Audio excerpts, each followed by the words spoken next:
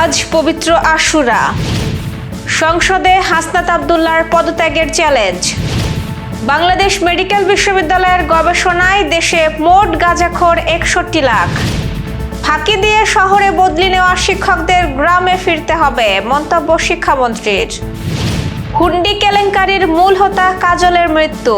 দর্শক, গ্রামের কাগজের সকালের সংবাদে আপনাকে স্বাগত। আপনাদের সাথে আছি আমি স্বপ্না দেবনাথ। শুনছিলেন প্রধান শিরোনাম, এছাড়া রয়েছে রাশিফল। এবার চলুন যাওয়া যাক মূল আয়োজনে। আজ 10 মুহররম মুসলমানদের জন্য অত্যন্ত তাৎপর্যপূর্ণ ও শোকাবহ দিন। হিজরি বর্ষের প্রথম মাস মুহররমের 10 তারিখ পবিত্র আশুরা হিসেবেও পরিচিত। মহান আল্লাহর রহমত ও ক্ষমা পাওয়ার আশায় ধর্মপ্রাণ মুসলমানরা নফল রোজা, নামাজ, দান খয়রাত ও জিকির আজকারের মধ্য দিয়ে দিনটি পালন করেন। হিজরি 61 সনের 10 মুহররম সত্য ও ন্যায়ের পক্ষে যুদ্ধ করতে গিয়ে মহানবী হযরত মুহাম্মদ সাল্লাল্লাহু আলাইহি ওয়াসাল্লামের দহিত্র হযরত ইমাম হোসেন রাদিয়াল্লাহু আনহু এবং তার পরিবারের সদস্যরা কারবালার প্রান্তরে ফোরাত নদীর তীরে নির্মমভাবে শহীদ হন। শান্তি ও সম্প্রীতির ধর্ম ইসলামের মহান আদর্শকে সমুন্নত রাখতে হযরত ইমাম হোসেন রাদিয়াল্লাহু আনহু এর আত্মত্যাগ মানবতার ইতিহাসে সমুজ্জ্বল হয়ে আছে। কারবালার এই শোকাবহ ঘটনা অন্যায় ও অত্যাচারের বিরুদ্ধে সোচ্চার হতে অনুপ্রেরণা যোগায়, সত্য ও সুন্দরের পথে চলার প্রেরণা যোগায়। শিয়া সম্প্রদায় এদিন বিভিন্ন অনুষ্ঠানের আয়োজন করে থাকে। এর মধ্যে তাজিয়া মিছিল উল্লেখযোগ্য। এই উপলক্ষে রাষ্ট্রপতি মোহাম্মদ শাহাবুদ্দিন ও প্রধানমন্ত্রী তারেক রহমান পৃথক বাণী প্রদান করেছেন। রাষ্ট্রপতি ও প্রধানমন্ত্রী তাদের বাণীতে পবিত্র আশুরার মহান শিক্ষা ধারণ করে একটি শান্তিপূর্ণ, মানবিক, ন্যায়ভিত্তিক ও সমৃদ্ধ বাংলাদেশ গঠনে সকলের প্রতি আহ্বান জানিয়েছেন।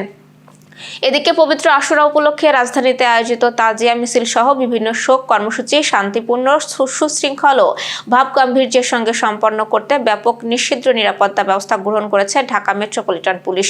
দিবসটি উপলক্ষে মিছিলে ব্যবহৃত নিশানের উচ্চতা 12 ফুটের বেশি না হওয়া, কোনো প্রকার ধারালো ধাতব বস্তু, দাহ্য পদার্থ, ছুরি, চাকু, লাঠি, ছোরা, তরবারি, বর্ষা, ব্যাগ, পোটলা বা সুটকেস নিয়ে মিছিলে অংশগ্রহণ না করা, আগত ব্যক্তিদের ব্যাগ, সুটকেস, ছাতা, কুকার জাতীয় সন্দেহজনক প্যাকেট বা বাক্স প্রবেশে বাধা প্রদান করা, উচ্চমাত্রার শব্দ সৃষ্টিকারী যন্ত্র বা পিএ সিস্টেম ব্যবহার না করা, কোনো প্রকার ঢাকঢোল না বাজানো, আতশবাজি ও যে কোনো ধরনের পটকা ব্যবহার থেকেও বিরত থাকা সহ বেশ কিছু নির্দেশনার কথা জানানো হয়েছে। আগে রিকশা চড়তাম, এখন গাড়িতে চড়ি। জাতীয় সংসদে জুলাই বিপ্লব সংশ্লিষ্টদের ইঙ্গিত করে আসা এমন কটাক্ষ ও ঢালাও অভিযোগের তীব্র প্রতিবাদ জানিয়েছেন সংসদ সদস্য হাসনাত আব্দুল্লাহ। সরকারের প্রভাবশালী মহলের এই বক্তব্যের জবাবে ক্ষোভ প্রকাশ করে সরাসরি পদত্যাগের চ্যালেঞ্জ ছুড়ে দিয়েছেন তিনি।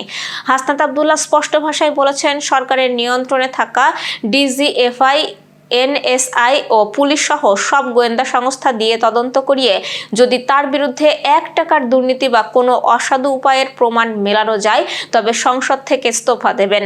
বৃহস্পতিবার জাতীয় সংসদের ডেপুটি স্পিকারের সভাপতিত্বে ব্যক্তিগত কৈফিয়ত দিতে দাঁড়িয়ে এই চ্যালেঞ্জ ছুড়ে দেন হাসনাত আব্দুল্লাহ। ব্যক্তিগত কৈফিয়ত দিতে গিয়ে হাসনাত আব্দুল্লাহ স্পিকারের উদ্দেশ্যে বলেন, এর আগের বক্তব্যে আমার নাম ধরে কিছু কথা বলা হয়েছে, অথচ আমি আমার বক্তব্যের কোথাও এই শব্দ বা বাক্য উচ্চারণ করিনি যে আমাকে যেন বরাদ্দ বঞ্চিত না করা হয়।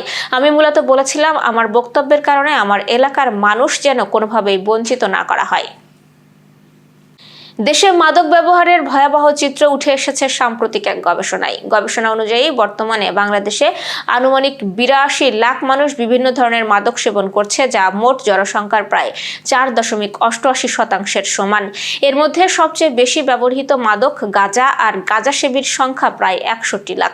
বাংলাদেশ মেডিকেল বিশ্ববিদ্যালয় ও research and management consultation limited যৌথভাবে মাদকদ্রব্য নিয়ন্ত্রণ অধিদপ্তরের তত্ত্বাবধানে এই গবেষণা পরিচালনা করে। 2025 সালের ফেব্রুয়ারি থেকে জুন পর্যন্ত দেশের 8 বিভাগে 13 জেলা ও 26 উপজেলায় তথ্য সংগ্রহের মাধ্যমে গবেষণাটি সম্পন্ন করা হয়। গবেষণায় দেখা গেছে গাঁজার পাশাপাশি ইয়াবা, অ্যালকোহল, কফ সিরাপ, হেরোইন সহ বিভিন্ন ধরনের মাদকের ব্যবহার উল্লেখযোগ্য হারে রয়েছে। তবে সংখ্যার বিচারে গাঁজাই এখন দেশের সবচেয়ে বেশি ব্যবহৃত মাদক হিসেবে উঠে এসেছে। বিভাগ ভিত্তিক চিত্রে ময়মনসিংহে মাদক ব্যবহারের হার সবচেয়ে বেশি 6.02%। এরপরেই রয়েছে রংপুর 6% এবং চট্টগ্রাম 5.5%। 0.50%। তবে সংখ্যার বিচারে সবচেয়ে বেশি মাদক ব্যবহারকারী রয়েছে ঢাকা বিভাগে, যার পরিমাণ প্রায় 22,90,000। গবেষণার অন্যতম উদ্বেগজনক দিক হলো মাদকসেবীদের বড় অংশই তরুণ। তথ্য অনুযায়ী 33% ব্যবহারকারী 8 থেকে 17 বছর বয়সের মধ্যে প্রথম মাদক গ্রহণ শুরু করেছে, আর 59% ক্ষেত্রে মাদক গ্রহণের শুরু 18 থেকে 25 বছর বয়সে। বিশেষজ্ঞদের মতে বেকারত্ব, পারিবারিক অস্থিরতা, হতাশা, মানসিক চাপ এবং সামাজিক নানা সংকট তরুণদের মাদকের দিকে ঠেলে দিচ্ছে। গবেষণায় অংশ নেওয়া প্রায় 90% মাদকসেবী জানিয়েছে তাদের কাছে মাদক সহজেই পাওয়া যায়। বিগত 20 বছর ধরে ফাঁকি দিয়ে যেসব শিক্ষকরা বদলি নিয়ে শহরে এসেছে তাদের আবারও গ্রামে ফিরতে হবে বলে মন্তব্য করেছেন শিক্ষামন্ত্রী ডক্টর আ.ন.ম এহসানুল হক মিলন। বৃহস্পতিবার বিকেলে খুলনা বিভাগীয় অডিটোরিয়ামে অনুষ্ঠিত এক মতবিনিময় সভায় তিনি একথা বলেন। শিক্ষামন্ত্রী বলেন, জুলাই থেকে চালু হতে যাওয়া মিড ডে মিল ব্যবস্থায় কোনো অনিয়ম হলে সংশ্লিষ্টদের বিরুদ্ধে কঠোর ব্যবস্থা নেওয়া হবে। তিনি আরো বলেন, 60,000 শিক্ষক সংকট নিয়ে দেশের শিক্ষা ব্যবস্থা চলছে। এভাবে শিক্ষার মান উন্নয়ন করা সম্ভব নয়, তাই পর্যায়ক্রমে শিক্ষক নিয়োগ দেওয়া হবে। দক্ষিণ পশ্চিমাঞ্চলের আলোচিত আর্থিক কেলেঙ্কারির মূল হোতা হুন্ডি কাজল নামে পরিচিত ফারুক আহমেদ কাজল মারা গেছেন। বুধবার ভারতের পশ্চিমবঙ্গের চাকদহে চিকিৎসাধীন অবস্থায় তিনি শেষ নিঃশ্বাস ত্যাগ করেন। তার বয়স হয়েছিল প্রায় 75 বছর। স্থানীয় সূত্র জানিয়েছে, 90-এর দশকে অবৈধ হুন্ডি ব্যবসার মাধ্যমে অস্বাভাবিক মুনাফার প্রলোভন দেখিয়ে তিনি হাজারো মানুষের কাছ থেকে বিপুল অর্থ সংগ্রহ করেন। অভিযোগ রয়েছে, 1996-97 সালের দিকে প্রায় 12,000 কোটি টাকা নিয়ে আত্মগোপনে চলে যান তিনি। এতে ঝিনাইদহ, যশোর, চুয়াডাঙ্গা ও মেহেরপুর সহ বিভিন্ন জেলার অসংখ্য পরিবার আর্থিকভাবে ক্ষতিগ্রস্ত হয়। তার বিরুদ্ধে একাধিক মামলা দায়ের হয় এবং বর্তমানে 5টি গ্রেপ্তারি পরোয়ানা কার্যকর ছিল বলে জানিয়েছে পুলিশ। মৃত্যুর মধ্য দিয়ে আলোচিত এই আর্থিক কেলেঙ্কারির একটি অধ্যায়ের অবসান হলেও ক্ষতিগ্রস্ত মানুষের বেদনা আজও রয়ে গেছে। দর্শক, এবার চলুন জেনে নিই কেমন যাবে আপনার আজকের দিন, অর্থাৎ 26শে জুনের রাশিফল। মেষ রাশির সম্পত্তির ব্যাপারে চাপ বৃদ্ধি পাবে। অবিশ্বাসী কাউকে নতুন করে বিশ্বাস করবেন না এবং পুরানো সম্পর্কে জোর দিন। বৃষ রাশির ব্যবসায় লাভের ইঙ্গিত আছে। প্রাকৃতিক দুর্যোগে ক্ষতির কারণ হতে পারে। মিথুন রাশি, টানা মানসিক চাপে শরীর নিয়ে কষ্ট পেতে পারেন। পরিবারের সাথে বিবাদে যাবেন না। সম্পত্তি সংক্রান্ত ঝামেলা না মিটালে সমস্যা আরো বাড়বে। কর্কট রাশি, কর্মক্ষেত্রে উন্নতি হাতছাড়া হতে পারে। নিজের ভুল বুঝে ব্যবস্থা নিতে দেরি করছেন এবং সামান্য ব্যথা আমলে নিন। সিংহ রাশি, আইনি কাজে অতি উৎসাহী হবেন না। রাজনৈতিক জীবনে ক্যারিয়ার করতে হলে সচেতন হতে হবে এবং আচরণে ধনী হতে হবে। কন্যা রাশির, সিদ্ধান্তহীনতা ক্ষতির কারণ হবে। প্রিয়জনের কোনো কাজে সংসারে অশান্তি বাড়বে।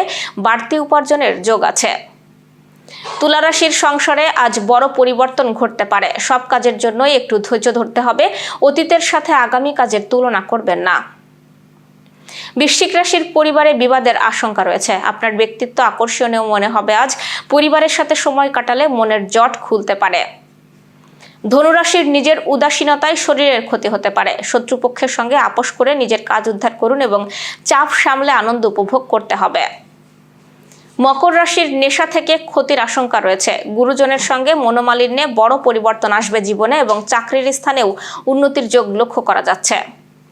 কুম্ভ রাশির, সামাজিক সুনাম লাভের যোগ রয়েছে। সকালের দিকে পেটের ব্যথা নিয়ে কষ্ট বাড়তে পারে এবং আত্মীয়ের সঙ্গে বিবাদ হতে পারে। মীন রাশির, কোনো কাজে সময় নষ্ট হতে পারে। খেলাধুলায় শুভ পরিবর্তন লক্ষণীয় এবং পেটের সমস্যা দেখা দেবে। দর্শক, এই ছিল এখনকার আয়োজন। সব খবর সবার আগে জানতে ও দেখতে চোখ রাখুন গ্রামীণ কাগজের ইউটিউব চ্যানেল ও ফেসবুক পেজে। বিদ্যুৎ ও জ্বালানি তেল ব্যবহারে সাশ্রয়ী হন। আপনার কোনো প্রশ্ন বা তথ্য থাকলে জানাতে পারেন কমেন্টে। এতক্ষণ সাথে থাকার জন্য ধন্যবাদ। পরবর্তী খবর দেখুন বেলা 2:30টায়।